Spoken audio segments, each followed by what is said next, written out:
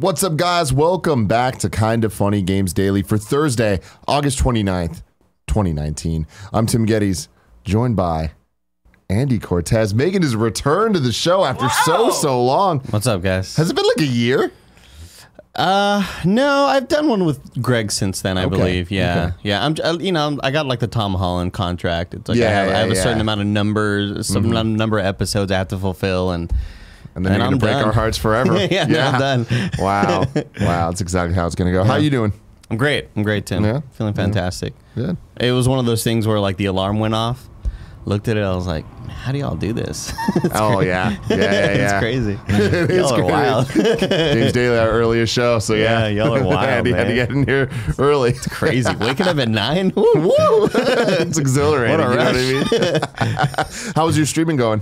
It's good, man. It's good. Yeah. You streaming last night? What were you playing? A lot more Control. Yeah. You're out of control, man. Wow. Dude, so, like, I've been playing a lot of Hubasang. I'm feeling out of control. Yeah. Hey, you remember that Hubasang song? And I think I'm about halfway done with the game, maybe. I think. And I've just been pouring over the... Like, last night the stream ended. I went to go take a shower. And then I just went back, turned on the game, and just looked... and kind of just reread through all of the collectible items that I've found. Yeah, it's awesome, dude. Yeah, you love really the good game. Loving it. Yeah, absolutely loving it. You think it could be your game of the year? Absolutely. Really? Yeah. Oh, that's good to hear. Yeah, I did run into an issue last night where, we mentioned yesterday we recorded Gamescast live or whatever, and I popped on and Fran was talking to Greg about Control and then I popped in to kind of like, give my 2 cents, and I've experienced a little bit of hitching here and there, frame rate issues, but nothing too bad. Like I'm talking like a couple, like, half a second of something happens and it is a little bit of a hitch and I keep on fighting or whatever. But last night I encountered like one of the worst bugs. Like not even just bug, it was just a big long encounter with several enemies, and there was a lot of slowdown, dude. A lot of it. Yeah. It was like, whoa, this is the first time I've seen it on this scale. But it's still fucking awesome. Yeah, well, there you go. I'm not doing as well as you. Hopefully they put out a patch. Yeah, I might need a patch. You might need an eye patch. Yeah, my eyes all messed up. I had to miss work yesterday. Had to get new glasses, and now I have to wear them for an extended period of time. And I'm not comfortable with this, so everyone please bear with me during these trying times. They're all right. People can't tell, man. But anyways, the biggest problem is that me and Greg are becoming the same person. That's It's just like I had to call him and be like, hey, man, you're never allowed to buy Jordans or bomber jackets. I'll never wear Converse. I'll avoid chicken wings as much as possible. I'll admit, it was kind of weird as the show was starting tonight here. What's up, everyone? Like, I thought you were going to go in with that thing. No. You're doing great, though, Tim. Not today. Thank you very much. Playing hurt just like Michael Jordan did, dude. Yeah, exactly. Tony Romo played with a bruised rib. Not familiar with him. We're going to talk about many different things, including Pokemon Masters, a little Resident Evil action going on, some Shovel Knight. It's a very Tim Gettys day. Very excited about this.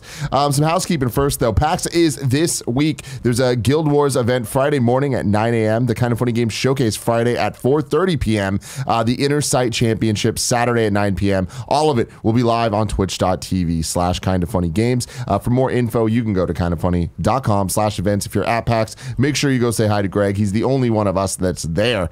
Gary Wood is there too.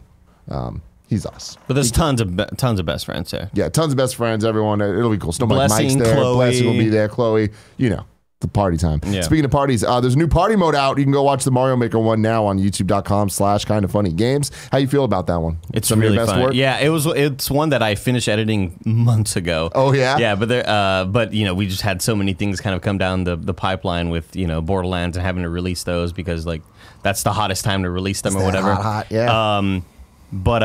This is one where Nick transforms several times into Benjamin Franklin. It's a treat. Great. It's a treat. Great. I saw something for the first time. This is kind of weird to like address a YouTube comment, but in one of our Borderlands party modes of last week, there was a guy that was like, oh my God, their acting skills are horrible. They're clearly playing in front of pre-recorded gameplay. And I was like, really? I've seen a lot of hate comments, obviously, but that's the first time I've ever seen someone being like, fuck, they know our secret, dude. Like their acting skills are 0 out of 10, and also the cringe is off the fucking charts. And I was like, you really thought we're in like cringy? Sure, we're very cringy, but like I've never seen anybody accuse us of.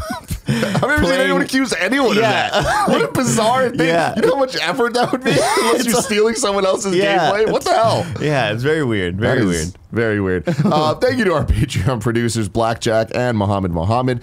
Today we're brought to you by Upstart and Brooklinen, but we'll talk about that later, because for now, let's begin with what is and forever will be the Roper Report. We have 5 news stories today. A baker's dozen. Let's start off with some Resident Evil. A new Resident Evil to be revealed at Tokyo Game Show in September. This comes from Matt Perslow at IGN. Capcom is teasing a new Resident Evil project, which it will reveal at Tokyo Game Show this September. The tease comes in the form of a website called Project Resistance. Barrett, can you bring that up, please? The R and E in the title are shown in red among other white letters, making it fairly clear the game is a Resident Evil title. The website explains that the teaser trailer for the new project, not this one, this I want to show in a second, but the website itself. The website explains that the teaser trailer for the new project will be shown on September 9th at 3 p.m. UTC. God knows whenever that is. So 8 a.m. Ultimate time. 8 a.m. Yeah, ultimate time. There we go. We got 8 a.m. PT. And it suggests that people stay tuned for future updates. Yeah, you can see it here. Obviously, it's going to be Resident Evil. Project Resistance will then be shown at Capcom's booth at Tokyo Game Show, in which gameplay is promised. The game will be on stage on September 12th, 13th, 14th, and 15th. The website also includes logos for PS4, Xbox One, and Steam, suggesting that the game is in development for current gen hardware. And then things got a little leaky, Andy. Reddit user Five Eye Samurai has discovered images from the Project Resistance trailer thanks to a YouTube thumbnail grabber tool, which they used on the live stream URL. The images show a group of 4 people in civilian clothing, which may potentially point to a 4-player co-op game, perhaps akin to Resident Evil Outbreak. Clear images were subsequently posted by Twitter user Nibble. So here we go. Nibble? Nibble? Nibbelution? Nibellion? I don't know. I'll say this. Go back to the one on the left, please, Barrett. Like, is it a wig? I don't know. Like the hair just looks real bad here. Obviously, this isn't like in game. This is clearly like a cut scene of some sort, like a cinematic CG. It doesn't look like an in game. It doesn't look like a in game models. Games with the RE engine. Like that's in game, man. It's the most beautiful game engine I have ever seen. You really think that's in game? I mean, it's probably gonna be. Like that's not like a moment that you're actually playing, but it does look like that. Like it's stunning every time that I see it. Like Devil May Cry 5 and RE2 and RE7 as well. Unbelievable. What does this do anything for you? I think this might do something for me if this is similar to what we saw with World War Z. If it's that style of game, a Left 4 Dead style like third-person shooter. I'd rather it be a third person than first person. But I mean, is Battle Royale maybe? Like, what if it's 50 people and sort of what Call of Duty had with zombies on the map and things like that? Project Resistance. I gotta bet that it's gonna be like World War Z. Yeah. Where it's less Left 4 Dead, where it's not so much class based. It's more just like every character is equal. They're out, you're fighting zombies and stuff. But with the production value of the current Resident Evil games, which I am all about. I'm a little disappointed that the game they're working on isn't RE3 remake or an RE8 or whatever, because we got teases of this. We got plenty of time for that. We do. But in the last couple months, there was like tweets going out that Capcom was talking about, hey, we're working on some Resident Evil project. If you want to be involved on some like behind the scenes level, you know, you can apply for whatever, which definitely hinted at it being some type of multiplayer game, something that wasn't going to be like a core Resident Evil experience. But maybe it's just a live service game. Maybe it's some sort of, God, I hope not. You know, don't do that to me, Andy. Like create a player, because those 4 players didn't, or I mean, I don't want to say that there's only 4 players. Can you bring it up again? Because I could have sworn there was like a couple of extra people, like the woman in the back with the yellow jacket. Is that May? I don't know if she kind of looks like May. I don't know if she's on the other screenshots. And I feel like there was somebody else in one of the other screenshots that isn't in those photos. No, maybe not. Could just be those 4 people. Yeah. But fairly generic dudes. Yeah, pretty generic looking. The the one interesting that World War Z had was, a lot of different choosable characters. And I think they did have inherent traits, right? I think they all had sort of passives. In which one? World War Z. Oh, did they? I thought they did. Oh, maybe I could have sworn like one of them, replay. you know, like I don't know. I could just be making this up. We played that party mode so long ago, but I thought there was like faster reload times with this guy, or this guy is like the demolitions, whatever the hell, you know. I don't know. It could be interesting. I think that your best hope, Tim, is that this is a 4-player co-op and not a live service, and I think that only showing 4 players is kind of cementing that. Yeah, and especially with back in the day with Resident Evil Outbreak. Do you ever play that? No. Yeah, so it was good. It was fun. Like the wait, was Outbreak the fun one? Maybe it wasn't. There was the PS2 online ones are the ones that I liked. Well, Revelations, that's different. That's like single player story. Yeah. But there was multiplayer Resident Evil games that came out. I remember working at Best Buy and being like, "Oh, this one might be good," and I think that was the one that sucked. Damn, I'm really messing up. Someone's gonna get me, and you're wrong. I did not like the one that was last gen. That was the multiplayer, like really just kind of PvP focused stuff. I didn't like that at all. But anyway, exciting stuff. I just love the RE engine. I want every game to be made in the RE engine, and to see more is cool, especially different types of games. Like the fact that it translated so well from a first-person Resident Evil 7 to a third-person Resident Evil 2 to a third-person action game like Devil May Cry 5. Like I want to see what they can do when they stretch into different things. Not that I think this is going to be that different. Seems like a very flexible engine. I think this will be third-person though. Yeah, me too. Yeah, I agree. The cosmetics, upgrading, you know, weapon mods. Who knows, man? Yeah, we'll have to see. You're wrong already. Nanobiologist says there were 6 classes in World War Z: Gunslinger, Hellraiser, who specializes in using explosives; Fixer, Medic, Slasher, who uses melee weapons; and Exterminator, who specializes in crowd control. Resident Evil Outbreak on the PS2 did have on. Okay, so Outbreak, I was right. It is the one that I liked. Whatever the one last gen was. Yeah, that's the one I'm talking about. That's the one that I remember seeing at stores and wondering if it was going to be good, and a lot of people telling me, it wasn't that good. Yeah. Hard pass. Okay, moving on. Yakuza 7 will be a turn-based RPG. So weird. This comes from Michael McWhorter at Polygon. Sega officially revealed the next game in its Yakuza action game franchise on Thursday and delivered a surprising twist. Yakuza 7 is ditching beat-em-up action for turn-based role-playing game mechanics. Yakuza 7, Whereabouts of Light and Darkness, as it's known in Japan, will bring with it other big changes. What was that reminds you of like the Fast and Furious's name, or Hobbs and Shaw in Japan? Like Super Turbo Wild Chase, Super like Turbo Max Twins or something like that. I forgot. It was weird. Yakuza 7 Whereabouts of Light and Darkness, as it's known in Japan, will bring with it other big changes. The main protagonist is Ichiban Kasuga, a Yakuza who spends 18 years in prison after taking the fall for his boss's crimes. After being abandoned by his clan and after his boss, Masumi Arakara, attempts to murder him, Kasuga finds himself in Yokohama, the setting of Yakuza 7. You can watch the Japanese trailer for the story, and also there is a combat system kind of demo they put out there. You can bring this up, thank you. You can kind of see the turn-based thing here. It looks very Persona 5. Very Persona vibe, and it's Sega. Yeah. You know, so it makes a lot of sense there. Amusingly, Sega first showed off Yakuza 7's turn-based battles back in April in what was widely assumed to be an April Fool's Day joke. Now they're just committing to it. Yakuza 7 is coming to PlayStation 4 in Japan on January 16, 2020, and a Western release is set for later in 2020 under the name Yakuza Like a Dragon. Hell yeah. This is interesting. Yeah, I saw a great tweet from Imran earlier this morning. It was one of those things I woke up in the middle of the night and saw Imran tweeting, and he was like, Yakuza is a turn-based RPG and Final Fantasy VII Remake is an action game. What's going on? Yeah, it's an interesting sort of turn on the whole franchise. It's I played which is the one that just came out? I guess Judgment. Oh, Judgment is what I played. Yeah. And that's a style of fighting that I just don't care for. So maybe this might bring. I don't generally love turn-based, but it reminded me a lot of watching how they were switching from player to player. It doesn't look fully turn-based. It looks like you're just kind of, you know, selecting people as you go. It kind of like I saw Imran tweet that reminded me of Dragon Age Inquisition. Oh, okay. Which kind of like, yeah, I could see that as well. But if it's fully turn-based, I don't know. I mean, the game is always so stylish. And I feel like just adding all that like Persona-esque stuff, like it's only going to be cool. It's only going to help. Like we've had so many Yakuza games at this point. So like something a little different might be nice. And it's possible that like the hardest of hardcore people are kind of there for just the weird humor and dialogue and characters. Like, I don't know if necessarily the combat's gonna impact them that much. We'll see what the hardest of the hardcore think, though. Chad Betteridge writes in and says, "Good morning, Tim and Andy.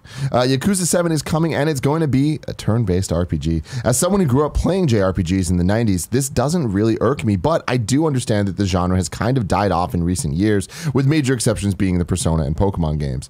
Was this the right decision for the series? Most people I talk to these days have absolutely zero interest in new turn-based RPGs. I think the genre can still work in 2019 if the accompanying gameplay is superb, again, like Persona and Pokemon, and I think Yakuza is another franchise capable of that, but surely there are going to be a lot of detractors because of this move." Yeah, I think that it's a gamble, but these games come out at such a quick rate that it's like, I don't think that even a giant misstep is going to mess up the franchise, right? Yeah, I agree. Let's just get right back on the train and try something different. Like, I think them doing this, and especially for a franchise that people already kind of understand what they're getting. Sirens are on our side of what they're getting from the franchise, and there is a large fan base for JRPGs, and guess where that is? Japan. Yeah.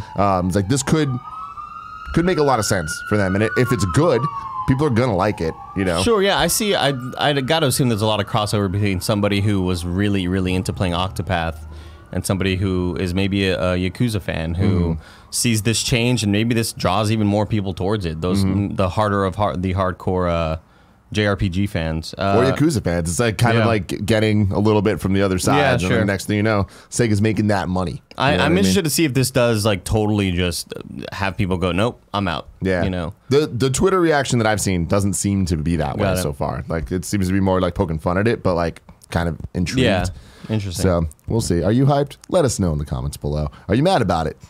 Subscribe. Yeah. Next up, Shovel Knight Dig announced. New Shovel Knight treasure trove details announced. This comes from Adam Bankhurst at IGN. There's a lot here, guys. Like, if you want all the information, definitely go check out the article by Adam Bankhurst over on IGN, because it's some detailed shit. Yacht Club Games has announced Shovel Knight Dig, a brand new game and adventure for the titular character from 2014, Shovel Knight, and has also revealed more details on King of Cards, Showdown, Plague Knight, Spectre Knight, and King Knight Amiibo, and new features headed to Shovel Knight Treasure Trove. Announced by Yacht Club Games, Shovel Knight Dig is also being worked on by Nitrome and has been in development for over a year, although it has quite a ways to go still. Do you see the trailer for this one? I sure did. 16-bit little upgrade. More little 16-bit look. A fun thing. It didn't so much look like a Super Nintendo game. I got more of a Genesis vibe from it. Yeah. Where everything kind of looks a little like squished. There was also like just extra saturation on everything, I feel. It looks fun. Yeah. I was kind of a little bit disappointed because I thought it was going to be a brand new IP. I know that there were some listings, I believe about a year ago maybe, where they were looking for 3D artists. And so that kind of like got me speculating, like, oh, maybe maybe a new IP is coming. Maybe it's Shovel Knight in 3D. Maybe it's some Shovel sort Knight of 64. like weird top-down kind of like platformer. But yeah, I was a little bit bummed out by seeing Shovel Knight Dig. I got to be honest. It's a game I'll still play because I enjoyed the hell out of Shovel Knight.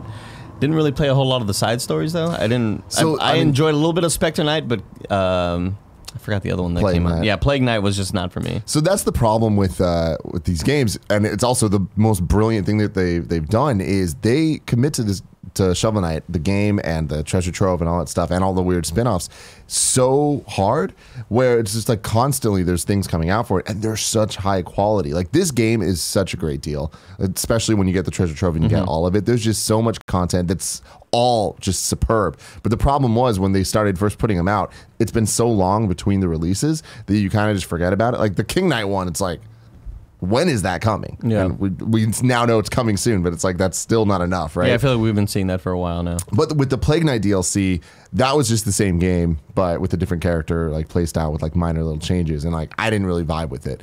King Knight was shown when I was still at Rooster Teeth, I believe. Yeah, I mean, it's been a long time. And then Spectre Knight launched alongside the Nintendo Switch, and everyone that wasn't like super in and paying attention, like, didn't understand that it wasn't just like Plague Knight. It was actually a full new game, and it was amazing. But being marketed next to the Plague Knight one. It's like, oh wait, is this the same game just with a different character? But it's like, no, it's a brand new adventure, different play style, different everything. And now they're adding all this other stuff, the showdown, like the multiplayer mode and all that stuff. And it's like, wow, there's just so much content here. But at what point? They're doubling down on the franchise a lot, but in one title, like it's like, when are they? Like, if they were to have just called it Shovel Knight 2, would it have, done more, right, and better for them? But they also generated more hype. They also committed to this idea a long time ago of the treasure trove and it all being part of the same thing, and like they, tweaked that over time of like what you actually buy as the package. But I just think they've done such a great job of making great content. I just don't think they've done the best job of releasing it and talking about it in a way that's clear to the mainstream. Sure. And so that's why with this Shovel Knight Dig being a separate thing, I think at least they're like making it look different and they're marketing it differently, and it looks more SteamWorld Dig inspired. And they're like, this is not purely just Yacht Club. This is an outside developer, Nitrome, that's also mainly working on it. We're kind of helping out here and there. I think that does sort of differentiate it from being kind of a core title. Like, that this isn't. In my mind, I'm hoping that, yes, Yacht Club core is actually still working on something else. I mean, they're working on King Knight, they're doing Showdown. Like, the thing is, we know what they're working on, which is great because it's going to be awesome, but at what point are they going to be working on another project? And when they are, how long is that going to take to actually come to fruition? Going into this more, Shovel Knight Dig's levels have been meticulously crafted. Each adventure will be different as they are stitched together using proprietary generation techniques for infinite replayability. In addition to Shovel Knight Dig, Yacht Club Games also gave further updates on King of Cards, Showdown, Amiibo, and much more. The Amiibo 3-pack featuring Plague Knight, Spectre Knight, and King Knight will be available in December, and each will unlock new costumes in Shovel Knight, Boom Tech Plague Knight, Lich Lord Spectre Knight, and Ultimate Supreme King Knight. The Amiibo will also make the costumes available in Showdown and will unlock new platforming challenges within each game's challenge mode. There's just so much shit. Yeah. Lastly, the Amiibo will unlock a fairy friend that will follow the player throughout the adventure. As for other new features, Shovel of Hope, Shovel Knight's main campaign, will add a third option for character pronouns, allowing players to choose they/them if they choose. Players will also be able to earn Shovel Knight feats while playing co-op. Plague of Shadows now has Alchemy Quick Select option, and Spectre Torment will gain 5 all-new platforming challenges. Lastly, the King of Cards campaign is completed and coming soon, although no further release date was given, and a physical Xbox One version of Shovel Knight Treasure Trove has been announced alongside PS4 and Nintendo Switch. So that's a lot. It's a lot of information. It's cool that they're all coming, and it's cool that PAX is their shit. You know what I mean? It's like that's exactly where they should be talking. Yeah, that's their lane. Surrounding that, talking about all the things that they're doing. I'm excited to give Dig a try, but I'm more excited for the King Knight stuff for sure. And Showdown should be super fun for a party mode. Sure, yeah. I hope King of Cards has more of a playstyle that I can mess around with, because Plague Knight didn't do much for me. Spectre Knight had interesting traversal, but I don't know, it just never grabbed me the way Shovel Knight did. Yeah. I think that was just one of the best games I've played in a while. Yeah. Moving on, Man of Medan sequel. Little Hope teased for 2020. This also comes from Matt Purslow at IGN. The next game in the Dark Pictures Anthology and sequel to Man of Medan has been announced. Do we know if we're pronouncing it right? No idea. It's fun to say it. I feel like we've only been saying Man of Medan, but like, what if it's Medan or something? I mean, we'll have to. Impossible to know. It's impossible to know. Yeah. The next game is called Little Hope and will be released in 2020. The trailer features Bandersnatch and Midsummer's Will Poulter as Andrew and appears to be set in a creepy town called Little Hope. A young girl with a creepy doll can be seen dancing around a fire, and Andrew's friend Angela is shown to be in trouble. Beyond that, the trailer offers very little indication as to what Little Hope's story is. As an anthology series, the Dark Pictures presents each game as a standalone experience rather than as a sequel to the games before it. As far as we know, there's no connection between Man of Medan and Little Hope in narrative or characters, but we wouldn't be surprised if there are hints or Easter eggs littered around the games. It's Sid from Toy Story. That's the character. Yeah, that's Will Poulter. Oh, really? Yeah, it's not Sid. It's the guy that looks like Sid, the actor. Okay. Oh, gotcha. I was like, no, Andy Brinker is the voice. Yeah. This is cool. I like that they're talking about it so quickly, like with Man of Medan releasing this week. I can't wait to play Man of Medan. Have you played it all, Barrett? No. Okay. Yeah, that's I'm gonna do that this weekend. It's a. I heard Greg talking about it though, but I don't know. I feel like Greg and Joey came off very meh about it on Gamescast yesterday. But yeah, at the end of the day, it was like, all right. Did they beat it? Do you know? Yes, they both beat it. Oh, man. So, like, Too spooky for me. Joey played with one of our friends, and I think Greg played it like solo, and he felt like it was an even lesser experience playing it solo and whatnot because you don't get that experience of like. Different perspectives. Yeah, doing that one route might be more interesting, and I took this route or whatever. Yeah. Did they give a timeline of how long it takes? I don't remember if they It takes 6 Bachelor episodes. Yes. Damn, dude. Holy shit. That's the only way Tim tells me. Like when your mom and dad would like take you on trips, they'll be like, it's like, how long's the drive going to be? It's like 3 Rugrats episodes. I'm interested in this anthology series and the way that they're doing it because they are smaller titles and they kind of can learn from their mistakes as they go forward. And do you think it's something you'd play with Gia? Absolutely. Yeah. I'm excited to do that. It sucks that it sounds like it's not great, but I still think that there's just something special about these type of games. And I like that they're shorter because Until Dawn's great, but I can't keep Gia's attention for It's a real long game. Yeah, it's definitely long. Yeah. But this is these cool. Smaller episodes are several hours, couple hours here and there. Yeah, I think that's cool shit. And a little hope, like what they're talking about, sounds cool. Creepy young girls. And Will Poulter's a great actor. Like, and he's creepy too. Yeah, he's creepy as hell. Bandersnatch. You ever watch Bandersnatch? Mm-mm. It was okay. Well, Bandersnatch was the Netflix thing. One, yeah. It was like this, right?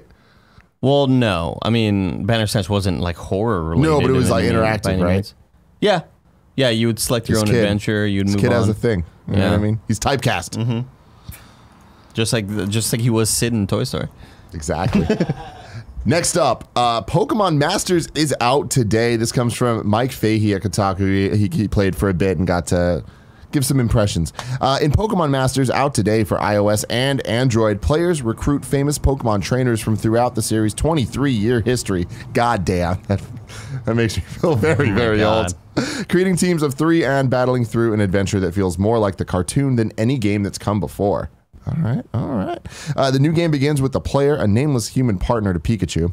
No surprise there. Joining up with Misty and Brock on the island of Pasio. On Pasio, trainers from across all Pokemon regions compete in the Pokemon Masters League. The goal is the same as it is in many Pokemon games. Players travel the world, collecting badges, eventually earning the right to take on the upper echelons of the league. What's different is that instead of building a large collection of pocket monsters, each trainer is partnered with just a single Pokemon. There's no collecting or capturing pocket monsters in Pokemon Masters. Instead, the player collects sync pairs, the game's name for trainers and their set partners. Some trainers, like Misty and Brock, join automatically as the game's story unfolds. If there's a big battle against a badge-holding boss trainer at the end of one of the game's chapters, odds are they'll be joining the player's team. The vast majority of the 65 sync pairs available at launch are purchased via an in-game market. The battles in Pokemon Masters are interesting. Before each fight, players from a team of 3 sync pairs. Players form a team of 3 sync pairs. Each pair has a specific elemental type, so the idea is to create a team that's super effective against the enemy.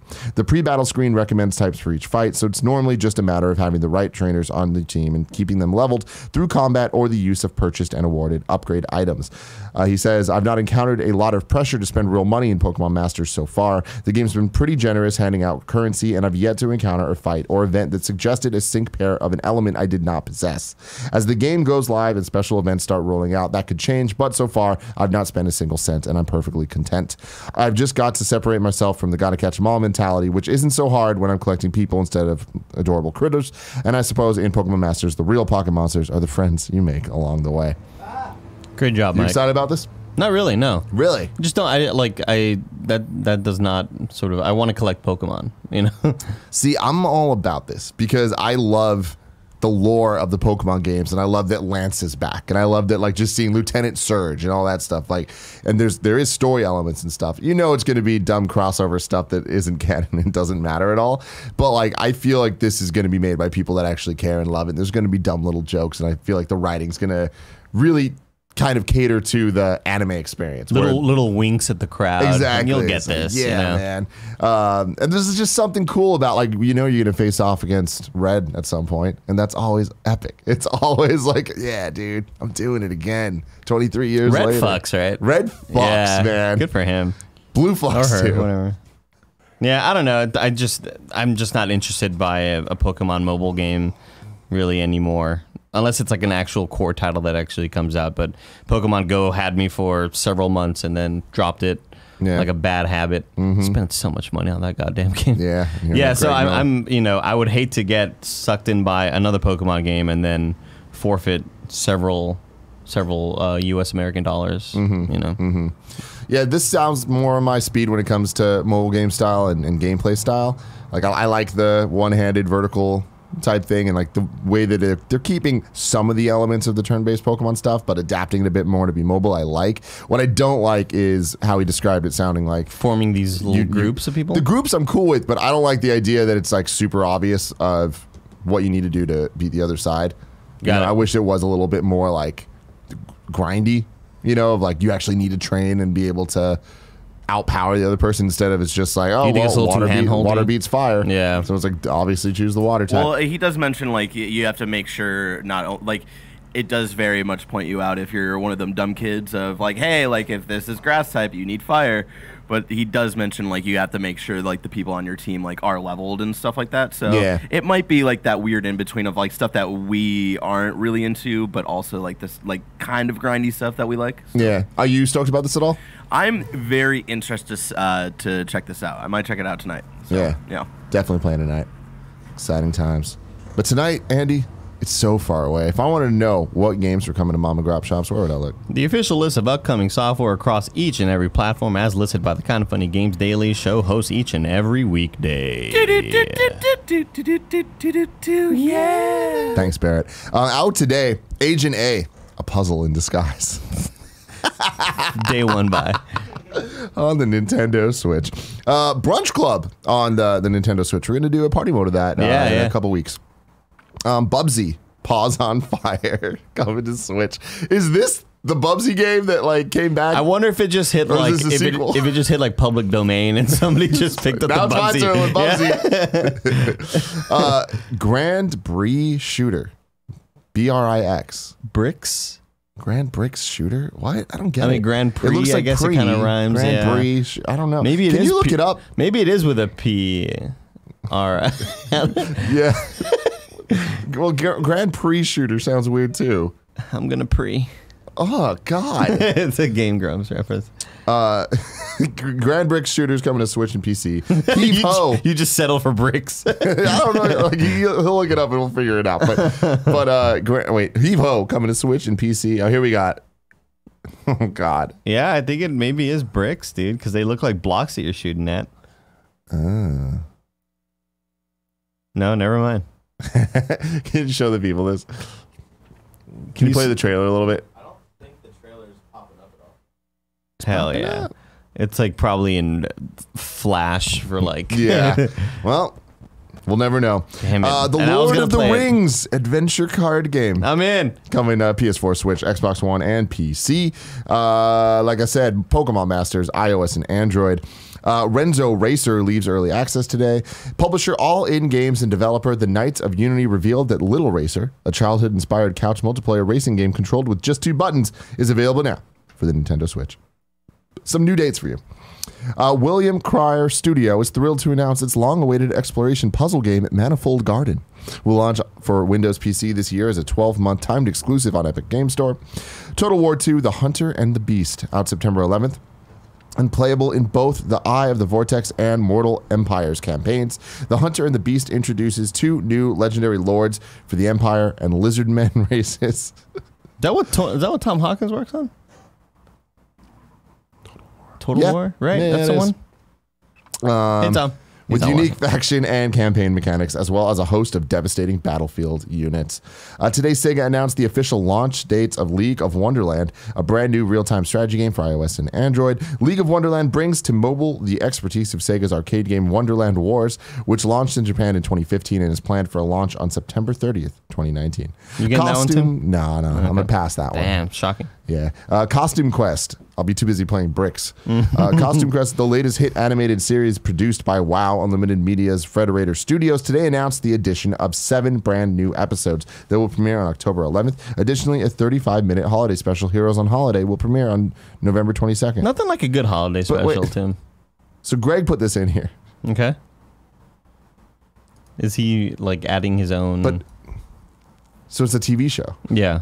So is it a TV show based on Costume Quest the game? I'd assume so. Okay. Yeah. Interesting. Well, there you go. Deals of the day for you. Mario and Rabbids Kingdom Battle is 2 years old today. Wow. Holy shit. Yeah. And because of that, the game and its DLC are currently on sale. First time the DLC has been on sale separately. The normal edition is down from $60 down to $20. Gold edition down to $26.39. That's kind of shocking. shocking. Season pass is $13.39. I thought like Nintendo would have put it on sale for $58. Well, it's Ubi, so Yeah, that's true. So there you go. Also, Celeste and Insider free on the Epic's Game Store. Yeah, go get those. Also, there's a Ubisoft sale on the US Nintendo eShop. Inside is so fucking good. So yeah, along with Mario Rabbids being on sale, we've got Assassin's Creed 3 Remastered, if that floats your boat, $26.79. Rayman Legends Definitive Edition, $15.99. Wow, yeah, totally worth that. And then South Park: The Stick of Truth, I think is also $15. And then like Child of Light, Valiant Hearts, all like cheaper. Check them out. Cool. Good guy. Child of Ubi. Light didn't do it for me. Oh yeah. Huh. But I love the UB art style. So Inside, quick story about that. Yeah. My friend Rochelle, what do we call her? Weight trainer. Yeah, she's a weightlifter, bodybuilder. Yeah, bodybuilder. Yeah. Friend of mine. Body lifter. One time, me, her, and Gia were out getting some sushi. We were just talking, and video games come up. She's like, "Oh, what are the cool video games now?" And I was like explaining the Nintendo Switch and whatever the hell. I was like, "Yeah, that's what the kids are playing these days." You know what I mean? Fortnite's a thing. It's whatever. like when your uncle and aunt just kind of want to be in on it. That's my thing. I was just like, "Oh, whatever. I'll humor you. I'm not like, I'll just keep it top level." And I was like, "Oh yeah." She's like, "Oh, I play video games every once in a while." And I was like, "What? Like, what's the last game you played?" She goes, "Oh, I played Inside." I'm like, what the fuck? Really? What a weird... It's the most bizarre thing. She's like, yeah, I was staying in a place that had an Xbox, and I Googled, like, what game should I play? And the thing came up, said Inside, and she beat it. Wow. Good for her. It's the most, because she does not play games otherwise. Wow. I was like, she 100%ed it. She, platinumed Inside. Anyway. Really interesting. We're about to get to some reader mail, but before we do that, I want to tell you about our sponsors. Shout out to Brooklinen. Making your home beautiful is the ultimate form of self-care. You spend 1/3 of your life in sheets. Don't you want them to be insanely comfortable? I know that I do, and I know that Greg does, and that's why we both use Brooklinen sheets. When you sleep well on hotel quality sheets that don't cost an arm and a leg. People are loving and recommending Brooklinen.com for so many reasons. One, because it's so easy to choose what color you want. You go, you pick and choose. You can have different pillowcases from your sheets, or you can have the same. Up to you. So many options. Brooklinen Sheets are named the winner of the Best of Online Bedding category by Good Housekeeping, and Good Housekeeping is never wrong. Barrett, despite what you have to say. Okay. Greg loves Brooklinen. All of his party and bed photos on Instagram are in these sheets. They're easy to mix and match online. They're luxury sheets. You can also get towels, bedding, and more without the luxury markup. Brooklinen was the first direct-to-consumer bedding company, meaning they work directly with manufacturers and directly with customers. No middleman, just a great product and service. Brooklinen.com is giving an exclusive offer just to you guys. You can get 10% off and free shipping when you use promo code GAMES at brooklinen.com. Brooklinen is so confident in their products that all of their sheets, comforters, and towels come with a lifetime warranty. The only way to get 10% off and free shipping is to use promo code GAMES at brooklinen.com. That's BROOKLINEN.com. Promo code GAMES. Brooklinen. These are the best sheets ever. I think I'm jumping on some of this. You got it, man. I have like really bad, uncool sheets. Like, especially after sleeping in hotels. Like, Uncool, the past, meaning like temperature or like? Both, kind of. Okay, yeah. okay. Like, after sleeping in hotels for the past 2 weekends, like, both of those hotels had awesome sheets. And I came back and I was like, oh, yeah, these aren't very good. These are like just kind of the cheap bargain bin that I went for. I'm telling you, Andy, Yeah. brooklinen.com/games or promo code GAMES. You should do it. I love these sheets. Like totally real. Okay. And also shout out to Upstart. As most of us have found out the hard way, getting into debt is easy. Getting out, it's hard. Especially if your FICO score isn't great. Thankfully, now there's Upstart.com, the revolutionary lending platform that knows you're more than just your credit score and offers smarter interest rates to help you pay off high-interest credit card debts, like Greg Miller had back in the day when he was making his journey over here to San Francisco. But he didn't have this. so he had to struggle. This could have helped him so very, very much. Upstart goes beyond the traditional FICO score when assessing your credit worthiness. They actually reward you based on your education and job history in the form of a smarter interest rate. Upstart believes you're more than just your credit score. They believe in you, and they understand that. And I'm going to say that this ad is a good ad. Whoever wrote it did a good job with 99% of it, but that part always confuses me. Upstart believes you're more than just your credit score. They believe in you, and they understand that. What? They understand that they believe in you. Yeah. Okay, cool. They make it fast, simple, and easy to check your rate in just a few minutes without affecting your credit score. The best part, once the loan's approved, most people get their funds the very next business day. Over 200,000 people have used Upstart to pay off credit cards, student loans, and fund weddings or just make large purchases. Free yourself from the burden of high-interest credit card debt by consolidating everything into one monthly payment with Upstart. See why Upstart's ranked #1 in their category with over 300 businesses on Trustpilot. And hurry to upstart.com/KFGames to find out how low your Upstart rate is. Checking your rate only takes a few minutes and won't affect your credit. That's upstart.com/KFGames. I believe in you too. How about that? How about that? Let's do some questions here, Andy. Hold on a sec. I got you. What are you going to be streaming soon? I'm going to be continuing with more Control. I'm hoping when I beat Control, I can jump on that astral chain action.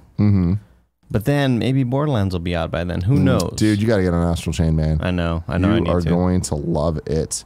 I saw kind of a really cold take on the internet by someone that I didn't recognize, but they were verified, but I didn't recognize them. And it was like, as I grow older, games like, he was kind of alluding to the fact that like games like Control just don't grab me anymore, but Astral Chain for me is like where it's at. But he was kind of alluding to the fact that like Control is a basic ass like Call of Duty style, like kind of just generic third person action game. And it's like, dude, it's weird as fuck. This game is not that. Like whatever you think it is totally like, there's a lot of weird shit going on and it's really out there and awesome. So, yeah. What do you feel about the combat? Oh my God, I love it. It's so fun. Yeah, like I finally unlocked the flying ability last night. And so like flying ability coupled with like midair dodge, people shoot a rocket launcher at you, you catch the rocket in midair, throw it back at them. Like it's just so satisfying. And I was mentioning yesterday on the Gamescast how the third person shooting in this is like some of the tightest third person shooting I've felt in a lot of games. Like, you know, Division, all that stuff. I feel like this is probably like the best feeling one. Really? Yeah. It feels awesome to shoot. Yeah. Good job, Remedy. Gilly Brums writes in and says, "Hi, KFGD crew. Spyro is coming to Crash Team Racing this week, baby. Time to get hyped. I know these two franchises are in an unusual case, having started as PS1 exclusives and over time migrating to different consoles. But do you have any thoughts on other mascot characters that could join the CTR roster, Mario Kart 8 style? Thanks for all you do, Gilly Brums." I mean, dude, I haven't really thought of this. Let's dive in. Get Ratchet, get Sly Cooper, get Mario, get Master Chief. Who cares? Let's put them all in. Let's just have, they can all have fun together. Sonic the Hedgehog. You know what I mean? What if it's a big, like, five, the time like, cap. all five of them, like, just mixed in a really, like, mutant-like fashion? No, Andy, no. But Nathan Drake, man. How out of place would Nathan Drake look in Crash Team Racing? Hey, man. Like just a normal human. If Smash Brothers could make snake fighting Pikachu look fine, like I'm pretty sure that Crash Team Racing could do it too. Yeah, but just I guess like the realism of it, like a normal human, just like in a Kawasaki 4-wheeler, like everything's super realistic looking. Dude, I'm pretty bummed about Crash Team Racing and how they're doing the whole microtransaction stuff. Yeah, it's shady shit, Andy. It's weird. Like that was a game we were supposed to do a party mode of, and we just like never got to it. The problem is, like me and Greg were talking about, I just think the skill ceiling is just like a little too high, and compared to the other kart racing games, and I just feel like we should still do it, but it just there's a understanding of the drift mechanics that like we would need everybody to play a little bit before we actually did it, or else it would just I'd clown y'all motherfuckers I mean, out. you know who wouldn't need to practice before is Nick Scarpino, because he hopped on a Sonic Team Racing. The only race he lost was when his controller was broken. Is that real? It was shocking. It was me, Joey, and Nick. And like Nick was just dominating. Joey. It was so bizarre. I don't know why Joey would ever play games with us. Yeah, me either. Because it's just Nick shit talking the whole time. It's an embarrassing party mode. Yeah, it's really bad. It was really bad. But the Crash Team Racing stuff's so sad because the game's fantastic. They did such a good job with it, and when it first came out, there was so much content, and the way that they were handling the DLC was it's free. There's a lot of it, and it's like, wow, they're really doing this right. There's not really microtransactions, and then like a month later, it's like now the cool stuff's coming. There's so much microtransactions, and it's just like, come on, guys, like, don't Activision, just be cool, man. But they won't. Did you see how like in the new Never will. 2K, there's just like straight up gambling machines now? No way. Yeah, I saw like a screenshot of fuck. I hope I'm not getting memed. Maybe it was a meme because like it just hit me right now. Like fuck, maybe they were just memeing around. Shit.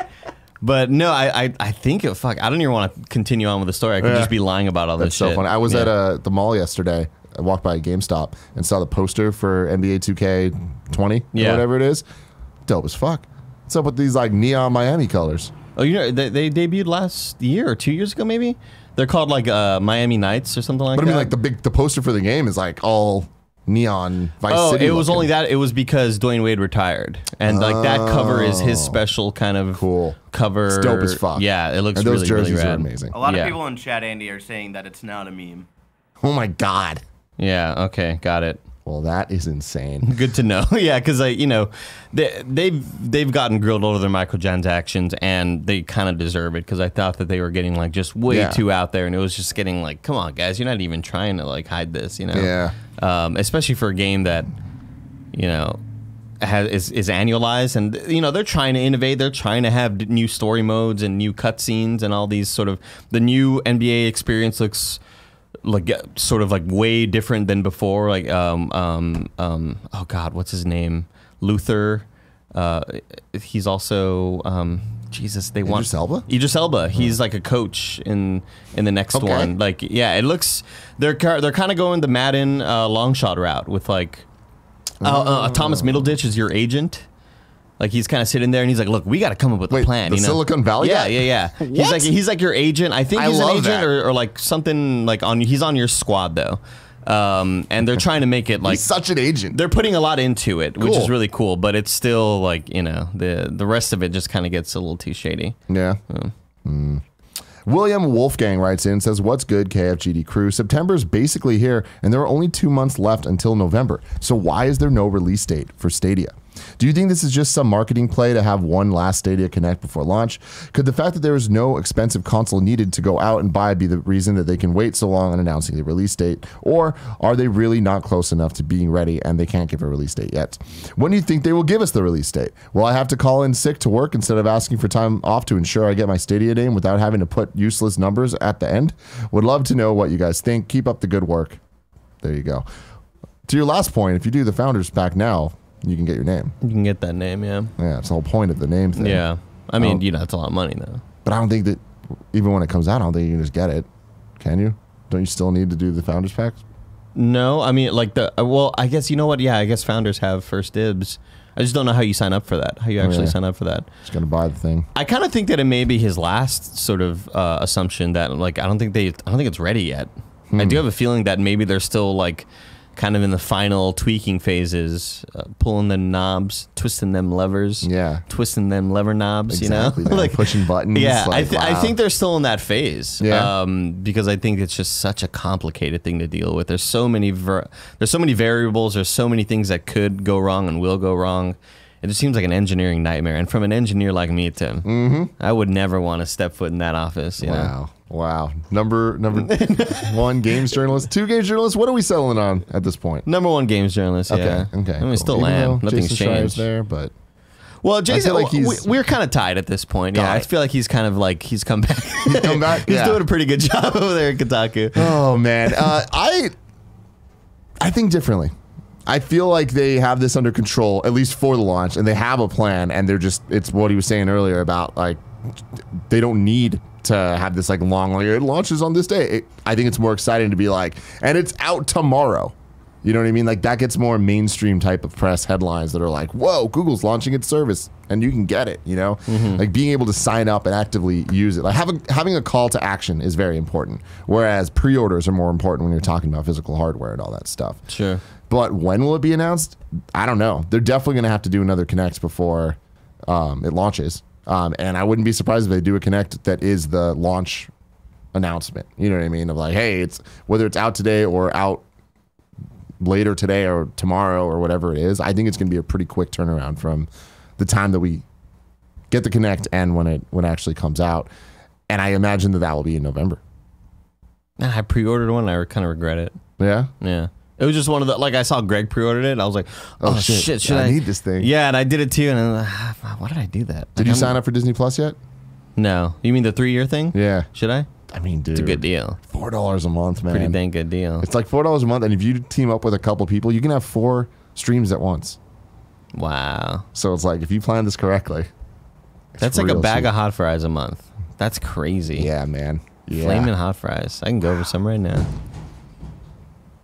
Something loud just that fell. That was very loud. The most that was in here. Bangy shit I've ever heard in the studio, and Kevin is not here. Kevin is... I think that was like outside. I think that might have been like a truck or something. Jesus, that was very loud. I don't know. It felt like it was right I think there. it was in... Oh, really? in I felt like it was at Kevin's closet. Like everything just fell out of his... Everything just fell out. Yeah. It's okay. Yeah? Oh, okay. What happened, Nick? Just the things fell out of Kevin's closet. Yeah, that's what we thought. That's what we thought. That's what we thought. Hold on. That was my bad. Oh, okay. I stacked them precariously yesterday. Yeah. And didn't realize how much. So it's not.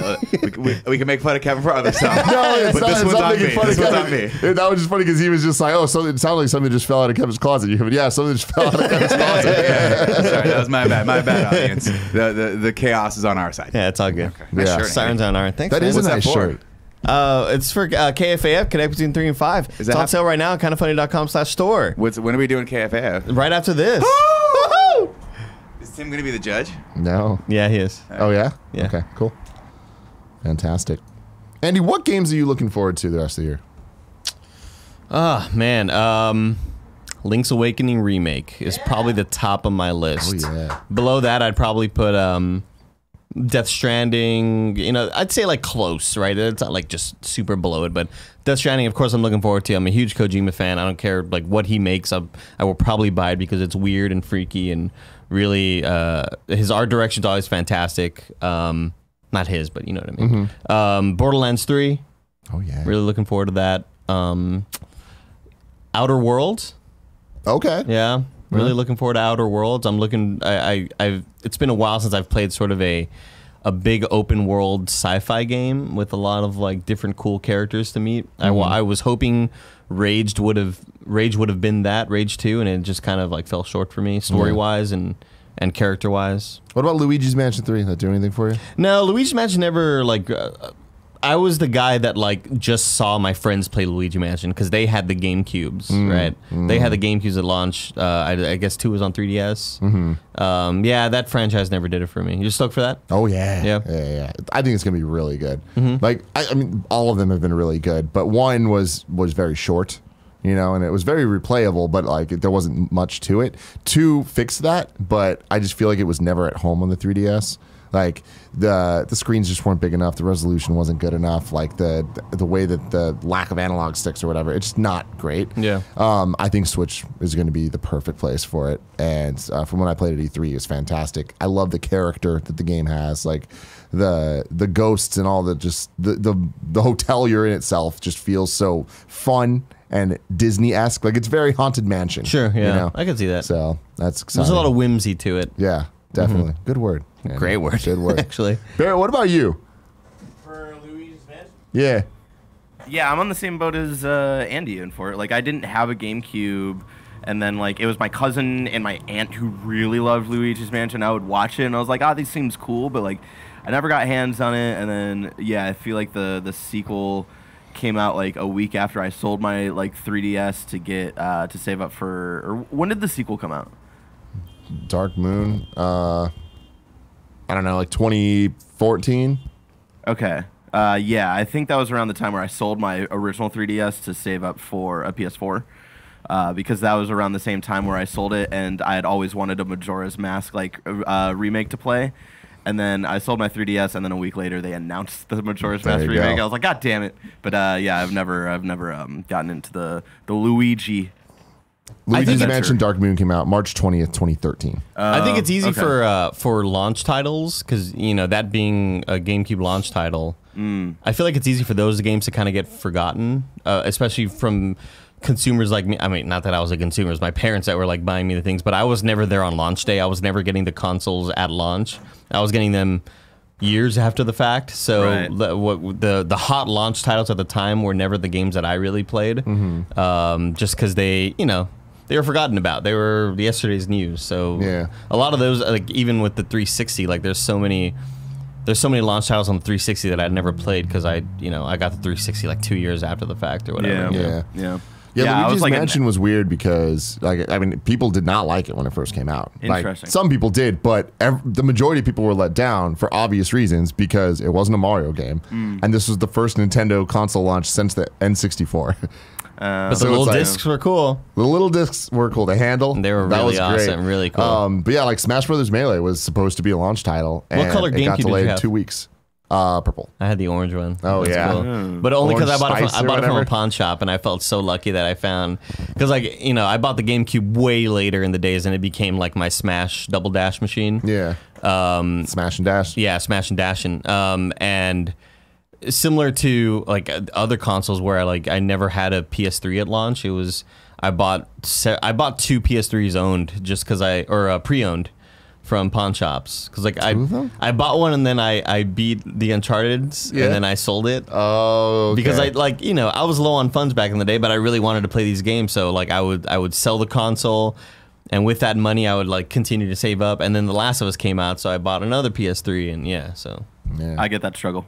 Yeah, it's a real struggle. Back in the day, it was just like going to pawn shops and holy shit, they have no idea what they've got here. Yeah, I bought a PS3 just for Metal Gear Solid 4. Oh, got it. Yeah. That was my thing. I experienced Metal Gear Solid 4 when I first moved to Austin, and my friend Alex was the PS3 owner, and so that was like a communal game that we all kind of gathered around the TV. Curran watched me play. Well, so what actually happened is I had never really played the Metal Gear games at all. Like, I played through some of 2, but I never beat it when it was on PS2, obviously, but back in the day. And then when 4 was coming out, I'm like, this looks so great. Like the trailers, those crazy-ass fight cinematics they put out, they're like 15-minute long fights. Yeah.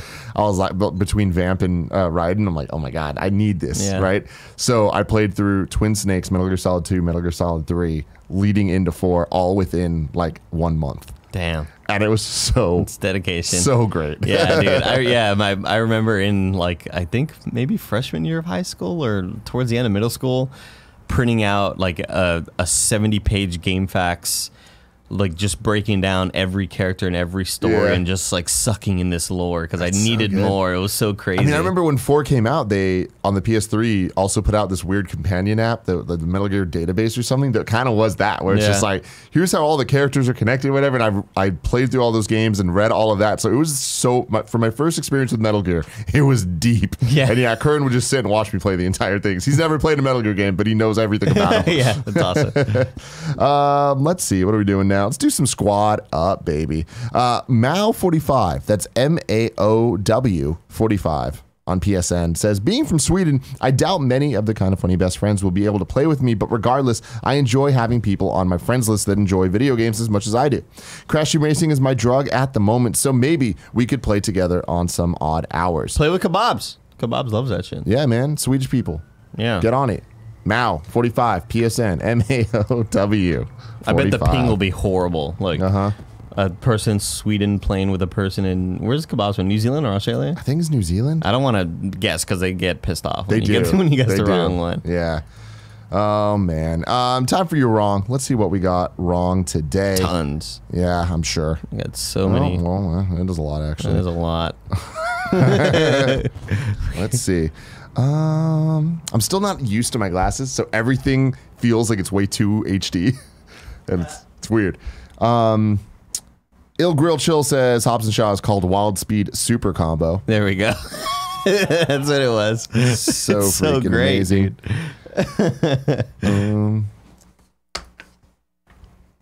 Nanobiologist says King of Cards DLC was initially announced August 30th, 2017, after Andy has joined. Kind of funny. Wow, I'm a liar. Man, I could have sworn I saw it when I was at Rooster Teeth. King of the Homeland says that UTC is Coordinated Universal Time.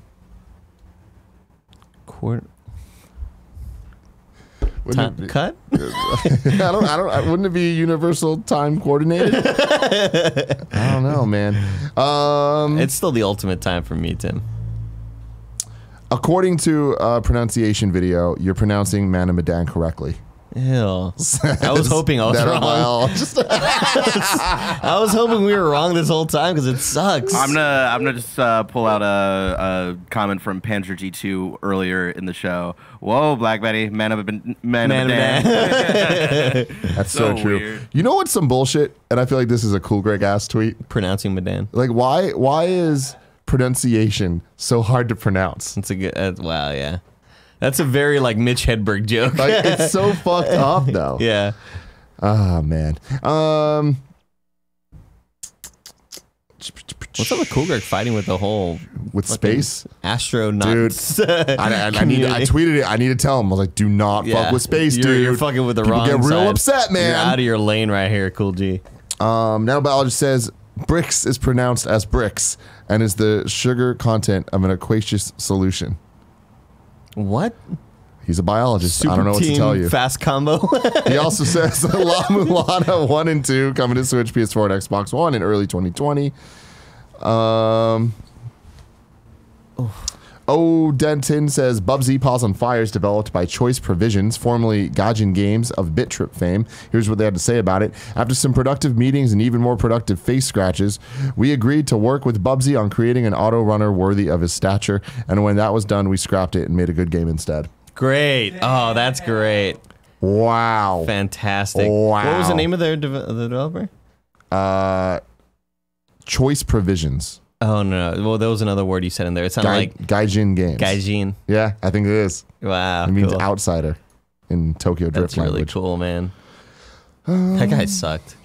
Nanobiologist says the only way to play Stadia at launch is with the Founders Edition pack, but after that, you need a pro subscription of $10 until the free Stadia base sub comes up. Yeah, Cool Greg in the room. Cool Greg's just giving me a thumbs up. Oh. On KFGD, I'm proud of Oh, yeah, dude. Gaijin. That's what my friends call him back in Tennessee, Alabama. Gaijin. And then the final thing, Nanobiologist, once again, God, you should just be on the show. Just on it. Breaking news, He has Apple been. announces next event for September 10th. New iPhones are expected. That's not cool. gaming news. It's gaming news because they're probably going to talk about the Apple Arcade stuff. Arcade. Yeah. In more breaking news, Greg got invited to this. Whoa. We're getting invited to Apple events, baby. Wow. Moving on up in the world. Moving on Old Timmy up. Cook. Woo! Gotta love it. Ladies and gentlemen, this has been Kind of Funny Games Daily. Andy, thank you very much for joining me. And guess what? You're back tomorrow. We're back tomorrow. Whoa! Fast speed super combo. Super combo, baby. High five. Let's fucking go. Stay tuned for KFAF after this. It's going to be a good one. I saw some things they had planned for it, and god damn, it's good. It's real bad. Until then, I love you.